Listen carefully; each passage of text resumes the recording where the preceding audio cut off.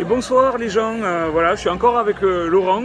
Bonsoir. Voilà, bonsoir. On est sorti de la séance de Us, le film de... comment il s'appelle? Jordan Peele. Jordan Peele, à qui nous devons... Quel film déjà avant il avait fait? Get Out, que je n'ai pas vu, mais que Laurent me conseille, donc je pense rattraper mon retard incessamment. Et comme ça pour mieux apprécier son œuvre, parce que je pense que c'est un réalisateur très doué déjà au niveau formel, et il met beaucoup de choses dans le fond aussi, donc on aura beaucoup de choses à dire et je pense qu'on va en oublier la moitié parce que c'est tellement dense ce film. Alors déjà on va faire une petite critique, on va faire une petite dédicace à notre ami le gardien du cinéma et à sa vidéo sur le popcorn. On est tombé sur une séance horrible, il n'y avait pas grand monde mais on était entouré de connards qui mangeaient du popcorn, des bonbons et qui faisaient crisser les papiers, mais c'était juste l'enfer pour être dans l'ambiance du film quoi. Et qui parlait comme à la maison. Ah ouais, non mais il y a des nanas au fond, elles sont pas arrêtées de parler du début à la fin du film. Je sais pas si elles ont regardé quelque chose en fait. Non, assez magique. Elles ont fait peut-être leur vidéo en direct. Ah ouais, peut-être que c'est une vidéo live en direct. Ouais, analyse, reaction. Ouais, c'est ça, un live reaction, c'était énorme.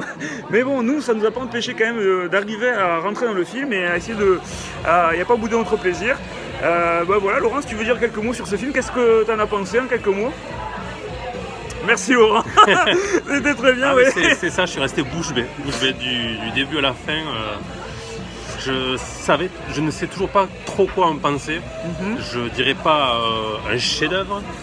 C'est galvaudé chef-d'œuvre. Voilà, un masterpiece. Non, je dirais pas un chef-d'œuvre, je dirais pas passable, mais ça demande peut-être à être revu. Ouais, il est assez dense, il faut être analysé assez finement. Parce que Jordan Peele, il nous a quand même, il nous a quand même sorti, moi je pense, un bon moment de cinéma. Est-ce que c'est le frère de Emma Peele, de Michael Jordan Peele? Ah, pas mal. Non, ça marche pas. Ouais. Désolé, ça marche pas. Mais non, ça demande d'analyse assez poussée. Et je comprends mieux le côté clivant du film. Ouais, apparemment le film divise. Ouais. Pourquoi certains ont énormément aimé et pourquoi d'autres n'ont pas du tout aimé. Moi j'ai une collègue de boulot qui m'a dit ce matin clairement, Yann, je suis allé voir une merde, je le dis maintenant, je suis allé voir une merde ce week-end, n'y va pas, j'ai hésité à sortir de la salle. Oui, c'est ça, on peut j'étais pas à ce point-là, mais sur la toute première partie... Il est long mais quand même à certains moments, moi la première partie je me hein. suis dit tiens, c'est pas ce que j'ai vu dans la bande-annonce, je me suis fait avoir. Mais après quand on est parti, bon j'avais le côté aussi un peu, j'étais pas rentré dans le film à cause de nos...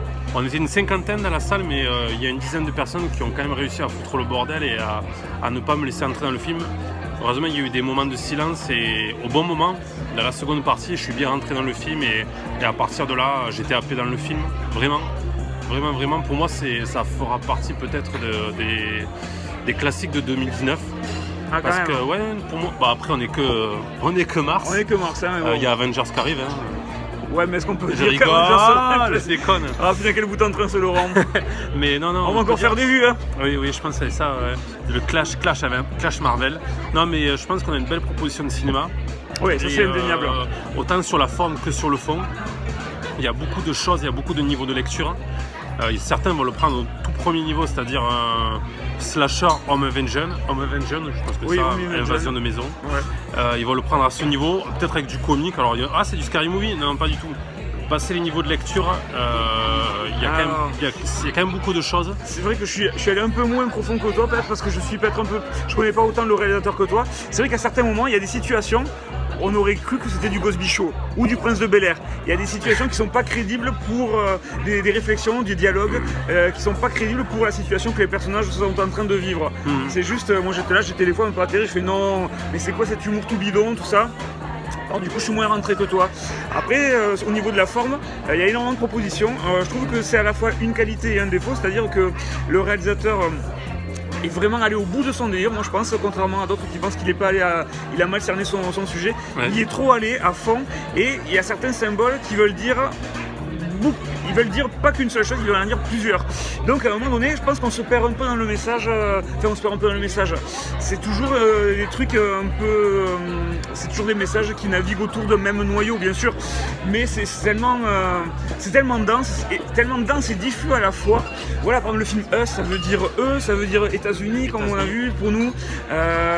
Il y a des références à O.J. Simpson, notamment dans l'affiche avec le gant.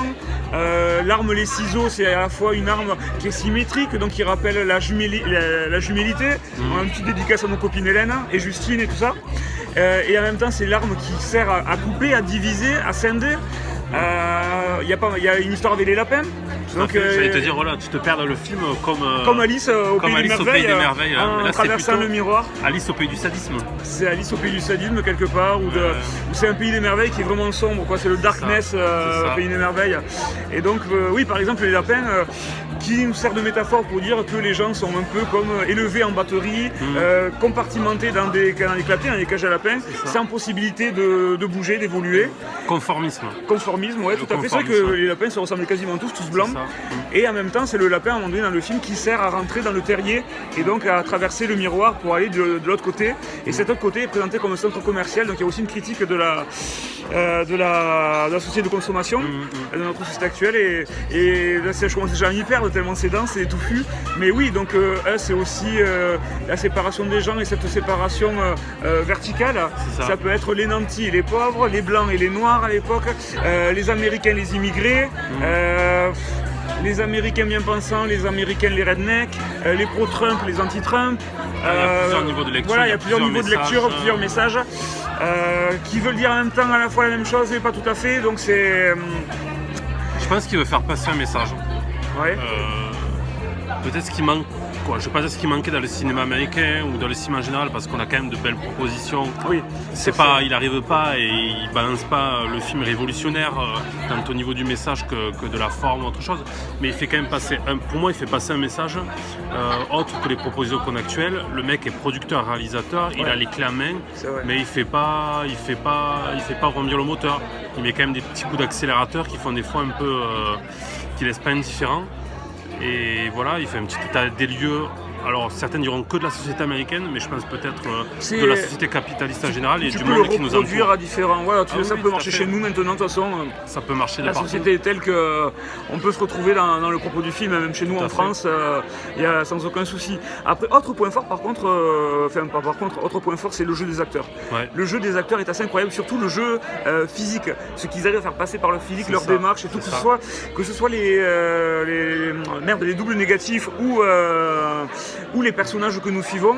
Il y a des scènes, à un moment donné, il y a une des scènes de fin, le dernier ballet, on va dire, sans spoiler, le dernier ballet est assez phénoménal. Moi, il m'a scotché. Il y a une espèce de chorégraphie dans le clair-obscur, encore une fois, la dualité clair-obscur. Ouais, c'est la descente. En plus, il y a une descente vers le tréfonds de un peu comme aux l'intérieur aussi, de l'âme, c'est ça. Voilà, avec cette lumière rougeâtre, à un moment donné, qui prend l'héroïne. Ouais. En même temps, cette histoire de double et de double négatif, ça me fait penser au trailer du jeu Smash Bros Ultimate, où tu as les personnages de Nintendo qui deviennent, qui ont des doubles négatifs, donc on est vraiment dans la thématique.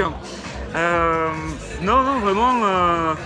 Pour moi, il marque des points parce qu'il fait pas certains réalisateurs sur leur second film ou sur leur film suivant, on les attend beaucoup. Ouais. Après, on verra son troisième film, on verra la suite. Il y a sa série qui va sortir. Mais c'est une proposition pour moi complètement différente de Get Out. J'espère que Yann passera l'étape et verra des Get Out. Ouais, pourquoi pas, avec plaisir. Pour moi, même si Get Out c'était aussi une critique, mais à un autre niveau, là il nous offre une autre proposition et il fait passer un message. Et au niveau visuel, waouh! La lumière, la photo était magnifique. Il y a des plans. Il y a des plans magnifiques. Alors, comme tu dis, des fois il y a des choses qui sont assez. Ça peut être, comme tu dis, risible si tu le prends vraiment au premier niveau. Mais pour moi, il dit non, il pointe plutôt certains trucs qui vont pas dans le cinéma. Il dit attendez les mecs, les films comme ça, il y en a marre, j'appuie là. Ouais. Alors, moi j'ai pas rigolé, il y en a certains qui rigolaient dans la salle. Il y en a qui ont rigolé dans la salle à certains moments. C'était pas nécessaire, on pouvait rigoler intérieurement, mais on n'était pas devant les ch'tis. Non. Donc il n'y avait pas besoin de rigoler. C'est pas les ch'tis à Santa Cruz. C'est ça, ouais. non, pas du tout. Mais ça mérite d'être, de payer sa place et d'aller le voir. Voilà, il y a des références avec les chiffres jumeaux, le 11-11, et une référence à la Bible qu'on a un peu checké là quand même, parce qu'on n'est pas au point là-dessus. Et effectivement, la citation Jérémia 11-11, elle nous a parlé par rapport au film. Qu'est-ce que c'est en gros, je leur enverrai les mots, tous les mots, ils essaieront de crier, mais je ne les écouterai pas. C'est ça, ouais. Et donc, on est encore dans la thématique du film, et il n'y a rien qui est laissé au hasard, ça c'est évident. Alors moi, dès le début, j'avais un souhait qui s'est réalisé, et j'étais là, ah ouais, mais en fait, le film, ça serait bien que ça se passe comme ça. ça. Et alors je l'attendais, et puis ça venait jamais. Je me suis dit, bon, je suis allé chercher trop loin, ça arrivera jamais. Et à la fin, il m'a donné ce que j'avais espéré qu'il me donne au début. Et j'étais content. C'était même pas du spoil ni rien, mais j'étais content qu'il aille vers là parce que je trouvais que c'était intéressant d'amener le film vers ça. Et c'est ce qu'il fait. Alors je fais exprès de parler de façon nébuleuse, de façon sibylline, pour pas spoiler au cas où vous l'aurez pas encore vu. Mais sinon, si vous pensez au début du film à la fin, vous comprendrez ce que je veux dire. Voilà, quoi d'autre. Moi, voilà, comme tu dis, ce que je peux pas lui reprocher, c'est que pour sa seconde réalisation, il ne va pas là où on l'attend. Et comparé à d'autres réalisateurs, quand tu vois, par exemple, ne serait-ce qu'en France, Philippe Lachaud, il fait Babysitting 2. Là, on n'a pas Get Out 2. Apparemment, il va vers autre part. Il a des choses à dire, je pense. Et à chaque film, il en dit un peu plus. Il a plein de choses à dire, donc il y va, il annonce. Donc c'est un réalisateur que j'ai envie de découvrir plus en amont maintenant, donc j'essaie de voir Get Out. Là, je suis encore un peu, je sais pas quoi vous dire parce que... C'est compliqué, c'est pas des films qui te laissent... Pour moi, il faut un petit peu le digérer. Ouais. C'est pas ce soir qu'on pourra dire vraiment à 100% ce qu'on en pense. C'est un film qui gagne à être revu. C'est ça, à être revu, à analyser un petit peu ce qu'on a vu, en allant lire, en allant chercher un petit peu des messages, ce qu'on a pensé, mais c'est vrai, c'est marrant parce qu'il fait un petit rappel aux années 80, mais c'est pas pour moi pour faire de la nostalgie. Bien au contraire. On n'est pas dans Stranger Things ou tout ça. Non. Même si tu utilises la couleur rouge de Stranger Things, ça m'a fait rigoler un petit peu. Il y avait une sorte de typographie Stranger Things. Alors c'est peut-être moi qui ai halluciné, mais sur certains mots, tout ça. Mais c'est plutôt, pour moi, non, il fait pas de la nostalgie. Il veut peut-être replacer historiquement son film parce qu'il a besoin d'être replacé historiquement par rapport à la société américaine et peut-être la société les années 80, c'est les années Reagan aux États-Unis. Est-ce que c'est pas là que ça commence vraiment, enfin pas là que ça commence, mais c'est peut-être l'âge d'or de la consommation aux États-Unis aussi, les années 80? Ouais, ça commence 70-80, ouais. Alors est-ce que, comme l'histoire commence à se nouer dans cette année-là, à cette décennie-là, est-ce que c'est pas une parallèle par rapport à la société, à l'économie américaine aussi, à l'histoire américaine? Voilà. C'est vrai que les personnages aussi portent une combinaison orange comme les prisonniers. Tout à fait. C'est tellement riche de sens. Il y a tout un jeu de miroir au sens propre comme au sens figuré dans le film entre les différents personnages. C'est tellement dense, difficile de faire. La scène d'intro est vraiment pas au début, que je vais pas dire les premières minutes, mais la scène d'intro dans la partie quand il rentre dans l'attraction de vérité, je trouve qu'elle est vraiment pas mal et surtout elle s'arrête au moment où il faut s'arrêter. Oui. Sans montrer plus, sans jouer plus sans faire un petit peu un côté de je vais vous faire peur sur les films vraiment d'horreur. Et je pense que de toute façon le côté horreur ce n'est qu'un prétexte, c'est qu'un outil pour lui, un outil pour attirer les gens. Mais de toute façon, ce qu'on appelle dans les films de genre, après c'est vrai que j'aime pas trop parler de films de genre parce que ça veut tout dire et rien dire à la fois, mais c'est vrai qu'il y a souvent, c'est tout le temps le but, l'essence même de ces films, c'est d'avoir un sous-texte politique et de dénoncer des choses encore plus que dans les films que tu peux voir de façon traditionnelle entre guillemets. Donc dans tous les films d'horreur ou dans les films fantastiques, il y a toujours les films de zombies, de Romero, tout ça. C'était toujours une critique de la société américaine, de la société de consommation, le fait que la société est complètement asservie par un pouvoir politique, un pouvoir commercial, économique, et on retrouve ça aussi. Mais c'est jamais fait avec outrance, je trouve. Non, c'est vrai, je peux pas dire le contraire. Il y a pas, après, je connais pas, voilà, bon. Mais il va pas mettre une affiche d'un certain politicien en plein milieu ou mettre un tract ou mettre quelque chose ou parler de tel et tel. Non. À ce niveau, c'est assez subtil et c'est ça qu'on peut apprécier. Pour moi, il a quand même une belle carrière à continuer parce qu'il n'est pas là depuis 6 mois, quoi, mais il a quand même il a une belle ligne à tracer, un bon chemin à tracer. On verra bien ce qu'il va donner à partir du 1er avril avec la série La 4ème dimension, la 4ème dimension sur Light Zone en version US. Pour moi, ça peut être casse-gueule. Ça peut être casse-gueule, mais ça peut être, à mon avis, une continuité de son cinéma. Voilà. Ok. Bon, alors, en gros, on peut dire à suivre concernant ce réalisateur. Ouais. Donc, allez voir ce film. Tout à fait. N'hésitez pas à venir en discuter avec nous parce que rien ne nous apporter vos lumières. C'est ça. Parce qu'il n'y a que dans l'échange comme ça, en passant des 2 heures de notre temps à tourner autour du pot en train de se dire ah ouais mais cette scène, qu'est-ce que t'en as pensé et tout, que ce film nous enrichira.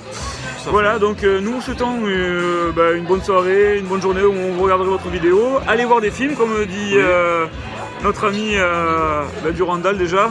Profitez des bons films, profitez des bons moments et allez au cinéma. Dans le respect de tous, n'est-ce pas? Tout à fait, ouais. sans popcorn, sans boisson, les trucs qui. Non. Mais nous, on va continuer à. Moment de silence, c'est un moment, ça doit être une communion. Moment, voilà, une communion. Profitez de ce moment où vous avez la chance d'être enfermé dans un endroit où on ne vous embête pas, que votre téléphone portable n'est pas là. Profitez. Laissez les popcorn dehors, laissez les boissons dehors, les M&M's, tout. Profitez, vous pouvez manger tout ça à la maison. Et connectez-vous aux autres dans la salle à travers la magie du cinéma, à travers de ce qui vous est présenté à travers la toile. Nous, on va continuer à boire notre petite bière comme l'autre fois. Et on vous dit à très bientôt. Laurent, tu trinques avec nos amis? Voilà. La à brune, elle est consommer avec modération. Voilà. Et on rentre toujours à pied, on habite à côté, donc c'est nickel. À bientôt les gens. Ciao, merci.